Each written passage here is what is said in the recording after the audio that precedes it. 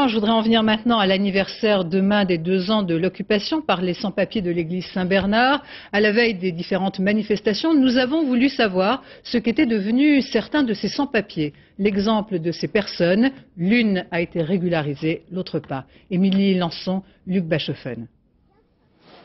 Magou est une ancienne de Saint-Bernard. Elle a été régularisée il y a 2 ans, juste après l'évacuation de l'église. À 22 ans, Magou fait des ménages et son mari tient la planche dans un restaurant. Tous deux ont des fiches de paye et leurs enfants vont à l'école. Ils vivent à 4 dans une même pièce, ici, dans un immeuble du 10e arrondissement, occupé depuis 1 an par le collectif Saint-Bernard. Si tout n'est pas facile, avoir des papiers a changé leur vie. Ça change beaucoup de choses. Même, on peut se promener. Ça, c'est quelque chose que ça savent ça.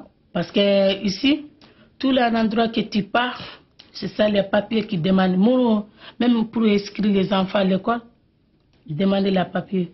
Si tu n'as pas de papiers, tes enfants ne vont pas aller à l'école. Sur les 300 sans-papiers qui avaient investi Saint-Bernard, 17 n'ont pas été régularisés. Diagui fait partie de ceux-là. Il est frappé d'une interdiction de territoire et son dossier est l'un des plus compliqués. Marié et père d'un enfant né en France, il a été expulsé au Mali après Saint-Bernard. Moi, ils m'ont expulsé. Et ma femme, elle est restée là avec mon enfant. Et puis pendant 6 mois, j'étais là-bas. Et puis les familles, ils ont envoyé ma femme et mon enfant en Afrique. Et puis moi, je suis revenu encore là. Je suis là jusqu'à maintenant, je n'ai pas encore régularisé. Ceux qui ont été régularisés comme Condé aident les autres, comme à l'origine du mouvement, le mot d'ordre reste des papiers pour tous. On a toujours dit que tant qu'il reste un sans-papier de Saint-Bernard qui n'a pas été régularisé, la lutte de Saint-Bernard, ça continue. S'ils veulent que la lutte de Saint-Bernard s'arrête, ils régularisent tous les sans-papiers de Saint-Bernard, et en ce moment-là, on n'en parle plus.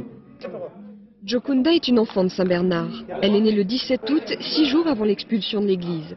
Pour être française, à l'âge de 13 ans, elle devra faire une demande de nationalité.